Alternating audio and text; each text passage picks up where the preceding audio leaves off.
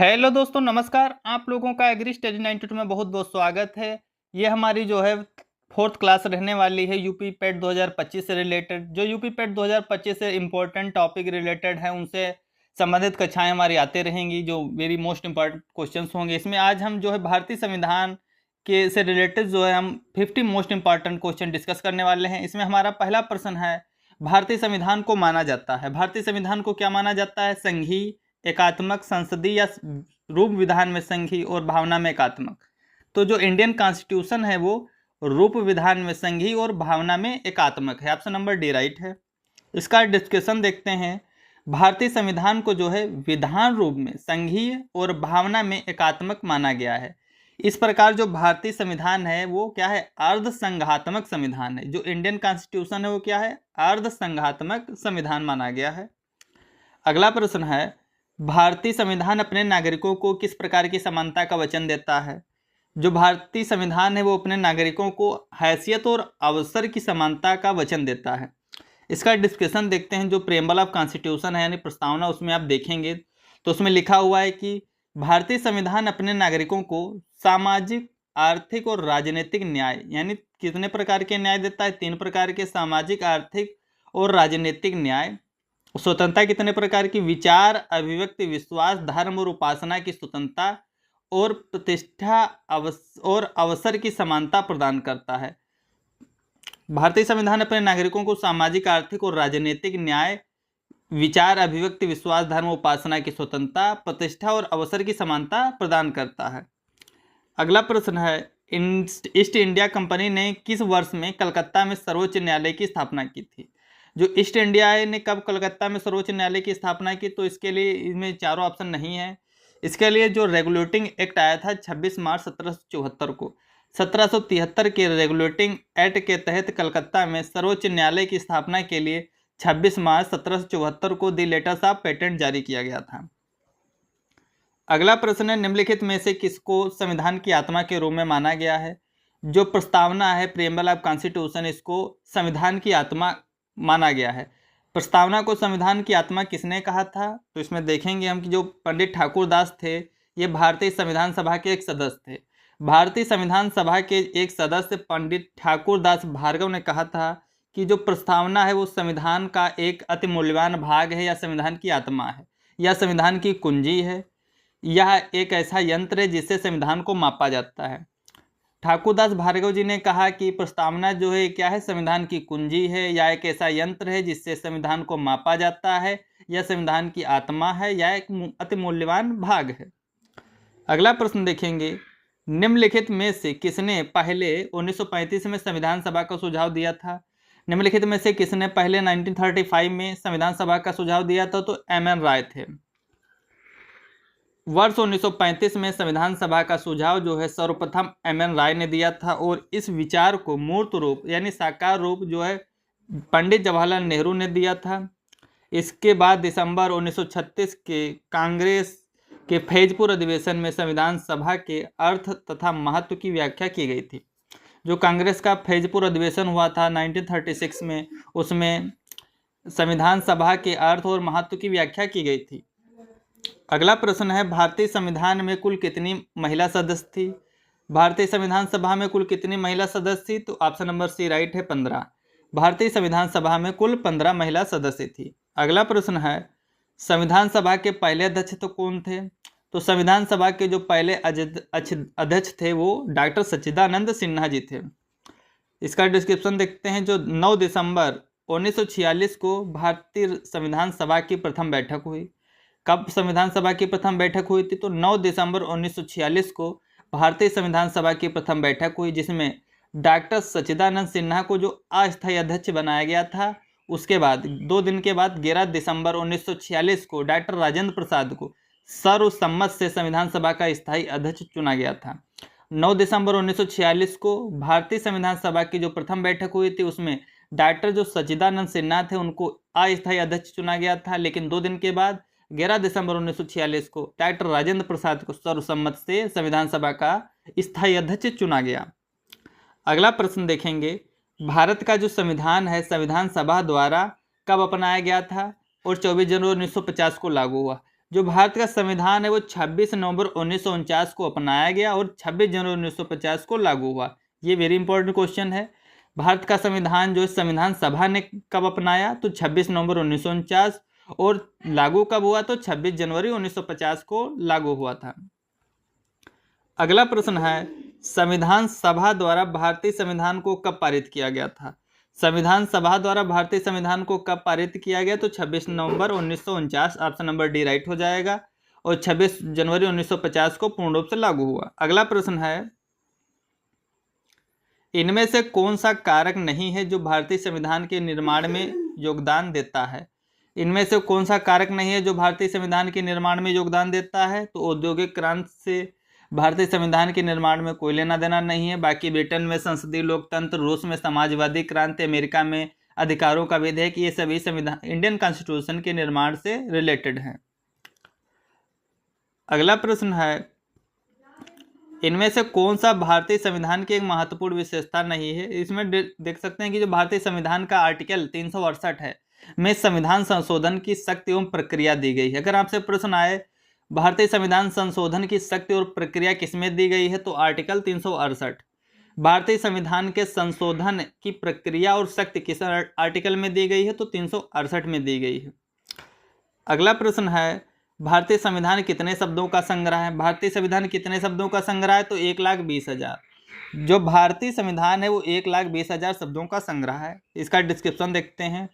भारतीय संविधान जो है संविधान सभा द्वारा भारत के संविधान का निर्माण किया गया। भारतीय संविधान सभा द्वारा भारत के संविधान का निर्माण किया गया। मूल संविधान में कितने भाग थे, 22 भाग थे, 395 अनुच्छेद थे और 8 अनुसूचियां थी। और जो संविधान है भारतीय संविधान विश्व का सबसे लंबा संविधान है। भारतीय संविधान विश्व का सबसे लंबा संविधान या लगभग 1,20,000 शब्दों का बना हुआ है। अब देखेंगे राज्य के नीति निर्देशक सिद्धांतों से संबंधित इंपॉर्टेंट क्वेश्चन। भारत के संविधान का कौन सा अनुच्छेद राष्ट्रीय महत्व के स्मारकों और स्थानों और वस्तुओं की सुरक्षा से संबंधित है, तो ऑप्शन नंबर सी राइट है। जो अनुच्छेद 49 है वो राष्ट्रीय महत्व के स्मारकों और स्थानों और वस्तुओं की सुरक्षा से संबंधित है। अनुच्छेद 49 जो है भारतीय संविधान का वो राष्ट्रीय महत्व के जो स्मारक हैं, स्थान है, वस्तुओं की सुरक्षा से संबंधित है। और जो अनुच्छेद 48 है, अनुच्छेद 49 तो हो गया स्मारक, स्थान और वस्तुओं की सुरक्षा से संबंधित जो राष्ट्रीय महत्व के हैं, और अनुच्छेद जो 48 है वो कृषि एवं पशुपालन के गठन से संबंधित है। अनुच्छेद 48 कृषि एवं पशुपालन का संगठन या गठन से संबंधित है। और अनुच्छेद जो 48A है वो पर्यावरण के संरक्षण और संवर्धन से संबंधित है। अनुच्छेद 48 जो खाली है वो कृषि एवं पशुपालन के संगठन से, और अनुच्छेद 48A पर्यावरण का संरक्षण, संवर्धन, वनवर्धन तथा वन जीवों की रक्षा से संबंधित है। और जो अनुच्छेद 50 है वो न्यायपालिका और कार्यपालिका के पृथक्करण से संबंधित है। अनुच्छेद 50 जो है न्यायपालिका और कार्यपालिका के पृथक्करण से संबंधित है। और अनुच्छेद जो 49 था वो राष्ट्रीय महत्व के स्मारक, स्थान, वस्तुओं की सुरक्षा से संबंधित है। और अनुच्छेद जो 48A है उसमें क्या बताया गया है कि पर्यावरण का संरक्षण, संवर्धन तथा वन एवं वन जीवों की रक्षा से संबंधित है। अगला प्रश्न देखेंगे हम मौलिक अधिकार एवं कर्तव्यों से।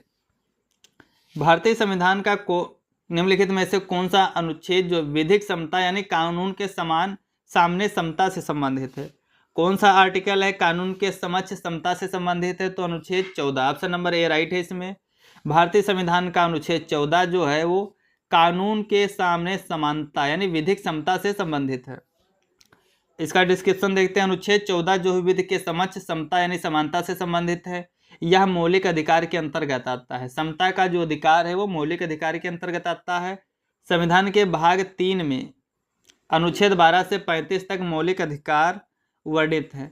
भारतीय संविधान के जो भाग 3 है उसमें 12 से 35 आर्टिकल तक मौलिक अधिकार वर्णित है। इसे संयुक्त राज्य अमेरिका के संविधान से लिया गया है। जो मौलिक अधिकार है उनको कहाँ से लिया गया है, अमेरिका के संविधान से लिया गया है। और ये इसमें आर्टिकल जो है 12 से 35 तक मौलिक अधिकार दिए गए हैं। अगला प्रश्न है भारतीय संविधान का कौन सा अनुच्छेद कानून के समक्ष समानता प्रदान करेगा, आर्टिकल 14। अगला प्रश्न है संविधान के किस अनुच्छेद के प्रावधानों के अंतर्गत भारत सरकार ने भारत रत्न और पद्मश्री का प्रारंभ किया, तो आर्टिकल 18। भारतीय संविधान के किस अनुच्छेद के प्रावधानों के अंतर्गत भारत सरकार ने भारत रत्न और पद्मश्री को प्रारंभ किया? तो अनुच्छेद 18। अगला प्रश्न है, भारतीय संविधान का कौन निम्न में से अनुच्छेद जो है मानव के क्रय विक्रय और जबरदस्ती मजदूरी कराने पर प्रतिबंध लगाता है? तो 23। आर्टिकल जो 23 है वो मानव के क्रय विक्रय और जबरदस्ती मजदूरी कराने पर प्रतिबंध लगाता है। अगला प्रश्न है, कौन सा मौलिक अधिकार अल्पसंख्यकों के हितों का संरक्षण की बात करता है? तो ऑप्शन नंबर डी इसमें राइट हो जाएगा, सांस्कृतिक और शैक्षिक अधिकार। कौन सा मौलिक अधिकार अल्पसंख्यकों के हितों के संरक्षण की बात करेगा? तो सांस्कृतिक और शैक्षिक अधिकार। अगला प्रश्न है, मौलिक कर्तव्यों से संबंधित अनुच्छेद 51A को संविधान में शामिल किया गया था? तो 42वां संविधान संशोधन के द्वारा अनुच्छेद 51A जोड़ा गया। अनुच्छेद 51A 42वें संशोधन के द्वारा जोड़ा गया। अगला प्रश्न है, निम्न में से किस एक की संस्तुति के आधार पर मूल कर्तव्य से संबंधित प्रावधानों को भारत के संविधान में जोड़ा गया? तो स्वर्ण सिंह समिति। जो मूल कर्तव्यों से संबंधित जो प्रावधान थे उनको भारत के संविधान में जोड़ा गया था, उसे कौन सी समिति रिलेटेड है? वो स्वर्ण सिंह समिति संबंधित है, मूल कर्तव्यों से संबंधित है स्वर्ण सिंह समिति, जिसके आधार पर जो है भारतीय संविधान में मूल कर्तव्य जोड़े गए। अगला प्रश्न है, निम्नलिखित में से कौन सी समिति ने मूल कर्तव्यों को संविधान में सम्मिलित करने का सुझाव दिया था? किस समिति ने मूल कर्तव्यों को संविधान में सम्मिलित करने का सुझाव दिया? तो स्वर्ण सिंह समिति। अगला प्रश्न है, 42वें संविधान संशोधन के माध्यम से भारतीय संविधान में किस मौलिक कर्तव्य को शामिल किया गया था? तो आर्टिकल 10। 42वें संविधान संशोधन के माध्यम से भारतीय संविधान में आर्टिकल जो है 10 मतलब मौलिक कर्तव्यों को जोड़ा गया था। ऑप्शन नंबर इसमें सी राइट हो जाएगा। अगला प्रश्न है, भारतीय संविधान के अंतर्गत निम्नलिखित में से कौन एक मौलिक कर्तव्य नहीं है? लोक चुनाव में वोट डालना, वैज्ञानिक दृष्टिकोण को विकसित करना, लोक संपत्ति की सुरक्षा करना, संविधान को मानना और इसके आदर्शों की कदर करना। तो इस जो तीनों नीचे के राइट हो जाएंगे, लेकिन ऑप्शन नंबर जो ए है वो सही नहीं है, मौलिक कर्तव्य नहीं है। 42वें संविधान संशोधन में जो है 10 मौलिक कर्तव्य शामिल किए गए थे, जिसमें से ऑप्शन नंबर ए राइट नहीं है। अगला प्रश्न है, संसदीय प्रणाली से संबंधित क्वेश्चन है। भारत के संविधान का कार्य जो भारत के राष्ट्रपति हैं प्रेसिडेंट ऑफ इंडिया, उनका कार्यकाल कितना होता है? तो 5 वर्ष का होता है। भारत का जो राष्ट्रपति है देश का राष्ट्राध्यक्ष या प्रथम नागरिक माना जाता है। द्रौपदी मुर्मू जो है वर्तमान में प्रेसिडेंट ऑफ इंडिया हैं, जिसके पास जो भारतीय सशस्त्र सेना की कमान होती है, तथा भारत का राष्ट्रपति लोकसभा, राज्यसभा और विधानसभा के निर्वाचित सदस्यों द्वारा चुना जाता है। जो भारत का राष्ट्रपति है किसके द्वारा चुना जाएगा? राष्ट्रपति जो है राज्यसभा, लोकसभा और विधानसभा के निर्वाचित सदस्यों द्वारा चुना जाएगा, जिसका कार्यकाल 5 साल का होता है। अगला प्रश्न है, भारतीय संविधान के किस अनुच्छेद के द्वारा राष्ट्रपति के पास अध्यादेश जारी करने की शक्ति है? तो अनुच्छेद 123 के अंतर्गत जो है भारत का राष्ट्रपति अध्यादेश जारी कर सकता है। अगला प्रश्न है, राष्ट्रपति द्वारा राज्यसभा में कितने सदस्यों को नामित किया जा सकता है? राष्ट्रपति जो है वो राज्यसभा में 12 सदस्यों को नामित कर सकता है। अगला प्रश्न है, भारत में राष्ट्रपति द्वारा राज्यसभा में कितने सदस्यों को मनोनीत किया जाता है? तो 12। अगला प्रश्न है, अनुसूचित जाति यानी एससी के संरक्षण के लिए एक अनुसूचित जनजाति यानी जो एसटी है, एसटी के संरक्षण के लिए एक क्षेत्र को अनुसूचित क्षेत्र के रूप में घोषणा करने की शक्ति किसके पास है? तो भारत का राष्ट्रपति के पास। जो भारत का राष्ट्रपति है किसी भी क्षेत्र को अनुसूचित क्षेत्र के रूप में घोषित कर सकता है। ऑप्शन नंबर 20 में राइट है। इसका डिस्क्रिप्शन देखते हैं। जो अनुसूचित जनजाति के संरक्षण के लिए एक क्षेत्र को अनुसूचित क्षेत्र के रूप में घोषणा करने की शक्ति भारतीय संविधान के अनुच्छेद 244 फर्स्ट के तहत 5वीं अनुसूची में भारतीय राष्ट्रपति को प्राप्त है। अगला प्रश्न है, भारत में राष्ट्रपति अपना कार्यकाल पूरा होने के पहले अपना त्यागपत्र किसको देते हैं? उपराष्ट्रपति को। जो राष्ट्रपति हैं अपना कार्यकाल पूरा होने के पहले अपना त्यागपत्र उपराष्ट्रपति को देते हैं। भारतीय संविधान के अनुच्छेद 56 फर्स्ट के तहत राष्ट्रपति अपना त्यागपत्र उपराष्ट्रपति को देते हैं। 56 फर्स्ट के तहत राष्ट्रपति अपना त्यागपत्र उपराष्ट्रपति को सौंपते हैं। अगला प्रश्न है, किस भारतीय राष्ट्रपति ने आयरिश स्वतंत्रता संग्राम में भाग लिया और इसके लिए जेल भी गए? तो ऑप्शन नंबर सी राइट है। जो वीवी गिर थे उन्होंने आयरिश स्वतंत्रता संग्राम में भाग लिया और इसके लिए जेल भी गए। वीवी गिर ऐसे भारतीय राष्ट्रपति हैं जिन्होंने आयरिश स्वतंत्रता संग्राम में भाग लिया और इसके लिए जेल भी गए। इसका डिस्क्रिप्शन देखते हैं। जो वीवी गिरि है ने 1913 में वीवी गिरि ने 1913 में डबलिन यूनिवर्सिटी में वकालत की पढ़ाई के लिए दाखिला लिया था, जहां वर्ष 1916 में इन्होंने आयरलैंड के सीन फेन आंदोलन में सक्रिय रूप से भाग लिया, जो आयरलैंड की आज़ादी और श्रमिकों का आंदोलन था। इसके पीछे वहां के कुछ क्रांतिकारी विचारधारा वाले लोगों का हाथ था, जिनसे वे व्यक्तिगत रूप से संपर्क में थे। परिणामतः यह हुआ कि वे कानूनी शिक्षा पूरी कर सकने में असमर्थ रहे और काले से निकाल दिए गए। नीलम संजीव रेड्डी भारत के राष्ट्रपति हैं। नीलम जो संजीव रेड्डी हैं वो भारत के छठे राष्ट्रपति थे। इसका डिस्क्रिप्शन देखते हैं। जो नीलम संजीव रेड्डी हैं भारत के छठे राष्ट्रपति हैं। उनका कार्यकाल 25 जुलाई 1977 से 25 जुलाई 1982 है। वे भारत के पहले गैर कांग्रेसी राष्ट्रपति थे। ये वेरी इंपॉर्टेंट क्वेश्चन है। भारत के पहले गैर कांग्रेसी राष्ट्रपति कौन थे? तो नीलम संजीव रेड्डी थे। इनका कार्यकाल 25 जुलाई 1977 से 25 जुलाई 1982 तक है। ये भारत के एकमात्र ऐसे राष्ट्रपति थे जो निर्विरोध चुने गए। नीलम संजीव रेड्डी भारत के ऐसे राष्ट्रपति जो निर्विरोध चुने गए। ये गैर कांग्रेसी राष्ट्रपति थे। Thanks for watching. Please like and subscribe my channel.